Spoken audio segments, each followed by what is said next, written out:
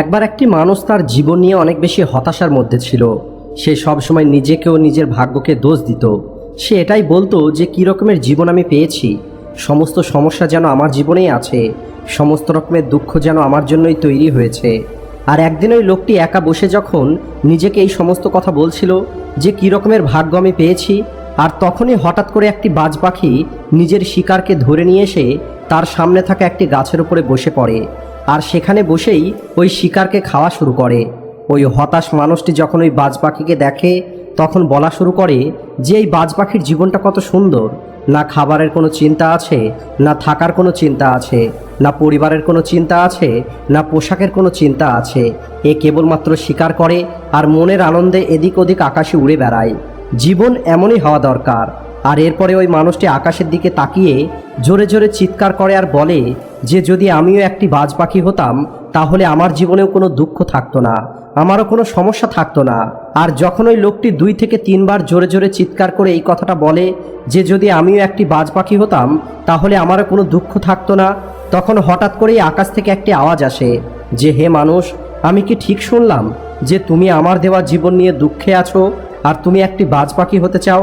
আকাশ থেকে এই রকম আওয়াজ শুনে ওই লোকটি চমকে যায় আর আকাশের দিকে তাকিয়ে বলে যে হ্যাঁ, আমি সত্যিই আমার জীবন নিয়ে অনেক সমস্যায় আছি, সমস্ত রকমের দুঃখ যেন আমার জীবনেই আছে। এরপরে আকাশ থেকে পুনরায় আওয়াজ আসে যে হে মানুষ, আরও একবার ভেবে দেখে নাও, আমি তোমাকে অনেক সুন্দর জীবন দিয়েছি, কিন্তু তারপরেও যদি তুমি চাও আমি তোমাকে বাজ পাখি তৈরি করে দিলে তুমি বেশি খুশি হবে, তাহলে আমি তোমাকে বাজ পাখি তৈরি করে দেব। কিন্তু যদি একবার আমি তোমাকে বাজ পাখি তৈরি করে দিই তাহলে পুনরায় তোমাকে বাজ থেকে মানুষ তৈরি করতে পারবো না। তখন ওই লোকটি বলে আমি খুব ভালোভাবে চিন্তা করে দেখেছি, আমি বাজ পাখি হতে চাই। আর একবার আমি বাজ পাখি হয়ে যাওয়ার পরে পুনরায় আমি এটা বলবো না যে আমি মানুষ হতে চাই। তখন উপর থেকে আওয়াজ আসে যে ঠিক আছে, যেমনটা তোমার ইচ্ছে। আর ওই মানুষটি সঙ্গে সঙ্গে বাজ পাখি হয়ে যায়।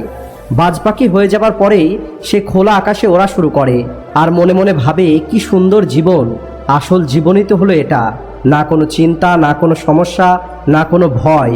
ওই বাজ এখন সারাদিন আকাশে উঠতে থাকে আর এভাবে আকাশে উঠতে গিয়ে সন্ধে হয়ে যায়। তখন ওই বাজ পাখিটা ভাবে আমার তো থাকার জন্য একটি জায়গার প্রয়োজন, আমার নিজের একটি ঘর থাকা দরকার যেখানে আমি রাতে বিশ্রাম করতে পারবো।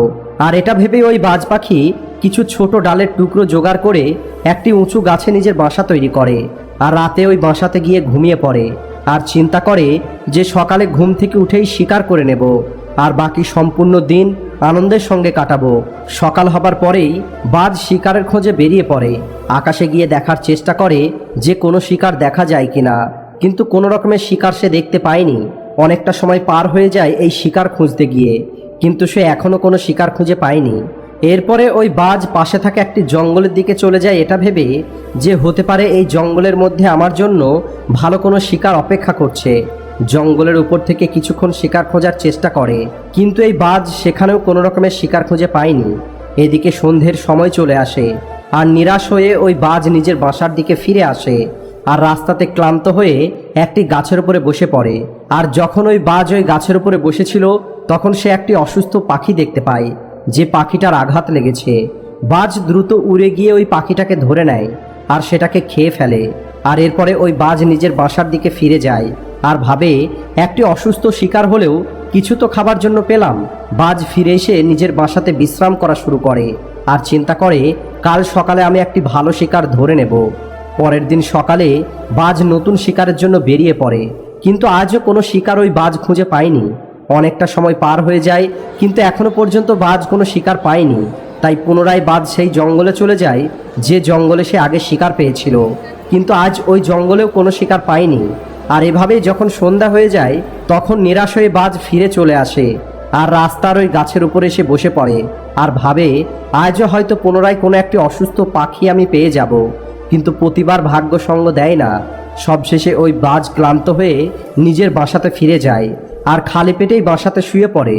আর রাতে ভয়ানক ঝড় চলে আসে আর এই ঝড় এত বেশি ছিল যে বাজ পাখির বাসাটা গাছ থেকে নিয়ে গিয়ে অন্য জায়গায় ফেলে দেয় আর বাজ পাখিটা অন্য জায়গায় গিয়ে পড়ে। সেখানে ওই বাজের পায়ে আঘাত লাগে। ঝড় থেমে যাওয়ার পরে বৃষ্টি শুরু হয়ে যায়। বাজ কোনো রকমভাবে গাছের নিচে লুকিয়ে বসে থাকে। অনেক কষ্টের সঙ্গে সে রাত পার করে। আর যখন সকাল হয় বৃষ্টিটা থেমে যায়। বৃষ্টি বন্ধ হবার পরেই চারিদিকে খুশি ছড়িয়ে পড়ে। নদী এবং ঝর্ণা পুনরায় বয়ে চলা শুরু করে। সব কিছু আগের মতো হয়ে যায়। কিন্তু এই বাজ এখন আর আগের মতো নেই, কারণ বাজের পায়ে আঘাত লেগে ক্ষত হয়ে গেছে। আর আপনারা জানেন বাজ পায়ে করেই তার শিকার করে থাকে। আর এখন যেহেতু এই বাজ পাখির পায়ে আঘাত লেগেছে, তাই আগামী 2 দিন পর্যন্ত ওই বাজ পাখি কিছুই খেতে পায়নি। বাজ শিকারের খোঁজে একটু উড়ে বেড়াতো, যে হয়তো কোনো না কোনো মৃত প্রাণী সে পেয়ে যাবে, কিন্তু কোনোভাবেই ওই বাজ শিকার খুঁজে পায়নি। সবশেষে বাজ ক্লান্ত হয়ে একটি গাছে এসে বসে পড়ে। কিন্তু বাজ জানতো না যে এখানে আর একটি সমস্যা তার সামনে এসে পড়বে, কারণ সেখানে থাকা কিছু কাক ওই বাজ পাখিকে বিরক্ত করা শুরু করে। কারণ ওই কাকগুলো দেখতে পায় যে এই বাজ পাখির আঘাত লেগেছে। এছাড়া না খেতে পাওয়ার কারণে সে অনেক দুর্বল হয়ে গেছে। ওই বাজ এই কাকগুলো থেকে বাঁচার জন্য অল্প একটু ওড়ার চেষ্টা করে, কিন্তু কোনোভাবেই ওই কাকগুলো বাজকে বিরক্ত করাটা বন্ধ করছিল না।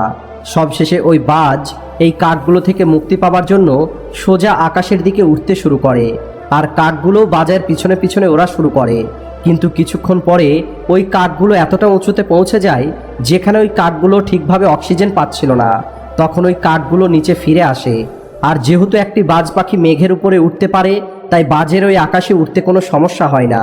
আর এভাবেই বাজ ওই কাকগুলোকে নিজের পিছন ছাড়িয়ে নেয়। কিন্তু এতটা উঁচুতে ওড়ার জন্য এই বাজের কাছে অতটা শক্তি ছিল না, কারণ ওই বাজ 2 দিন পর্যন্ত খাবার খায়নি। এছাড়া তার পায়ে আঘাত লেগেছিল, তাই দ্রুত ওই বাজ নিচের দিকে ফিরে চলে আসে। আর এভাবেই কোনো রকমের খাবার ছাড়াই আরও একদিন পার হয়ে যায়। দ্বিতীয় দিনও ওই বাজ কোনো রকমের খাবার পায়নি। এভাবেই যখন 5 দিন পার হয়ে যায়, বাজের শরীরে কোনো পরিবর্তন আসছিল না। আর যখন ওই বাজের মারা যাবার মতো অবস্থা হয়ে যায়, ওই বাজের ভিতরে আর কোনো রকমের শক্তি ছিল না, তখন ওই বাজ অনেক কষ্ট করে শহরে থাকা একটি হসপিটালের ছাদে এসে বসে পড়ে। আর সেখানে আসা সমস্ত রকমের অসুস্থ মানুষদেরকে দেখে আর নিজেকে বলে, যদি আজ আমি একটি মানুষ হতাম, তাহলে এই ছোট্ট আঘাতের জন্য আমি হসপিটালে গিয়ে চিকিৎসা করিয়ে নিতাম। অথবা আমি কাউকে বলতাম যে আমি 2 দিন খাবার খাইনি, আমি অনেক ক্লান্ত, তাহলে হয়তো কেউ আমাকে খাবার খাইয়ে দিত। কিন্তু আজ আমি এমন একটি প্রাণী হয়ে গেছি যে কাউকে নিজের কষ্টের কথাটাও বলতে পারবে না, কাউকে নিজের দুঃখটা বলতে পারবে না, কারোর কাছে থেকে কোনো সাহায্য নিতে পারবে না। আর এই কথাটা চিন্তা করতে করতেই ওই বাজ হসপিটালের ছাদেই মারা যায়। ওই বাজ নিজের জীবন তো দিয়ে যায়, কিন্তু আমাদের এই শিক্ষাটা দিয়ে যায় যে আপনাকে যেমনটা তৈরি করা হয়েছে, আপনি যেমনই হয়ে থাকেন না কেন, আপনি সেভাবেই খুশিতে থাকুন আর নিজেকে আরও বেটার তৈরি করার চেষ্টা করুন। আর এই কথার চিন্তা করাটা ছেড়ে দিন যে যদি আমি এমন হতাম বা যদি আমি তেমন হতাম, যদি আমি এমনটা করতে পারতাম। তাহলে বলি, আপনাকে যেমন তৈরি করা হয়েছে আপনি সেভাবেই আপনার সর্বোচ্চ করার চেষ্টা করুন। বন্ধুরা, যদিও এই গল্পটা কাল্পনিক, কিন্তু এটা আমাদের জীবনের অনেক মূল্যবান একটি শিক্ষা দেয়। আর সেটা হলো, আমরা যেমন তেমনই ভালো, আর আমাদের কাছে যা আছে সেটা নিয়েই খুশি থেকে নিজেকে আরও বেটার তৈরি করার চেষ্টা করা উচিত। ধন্যবাদ।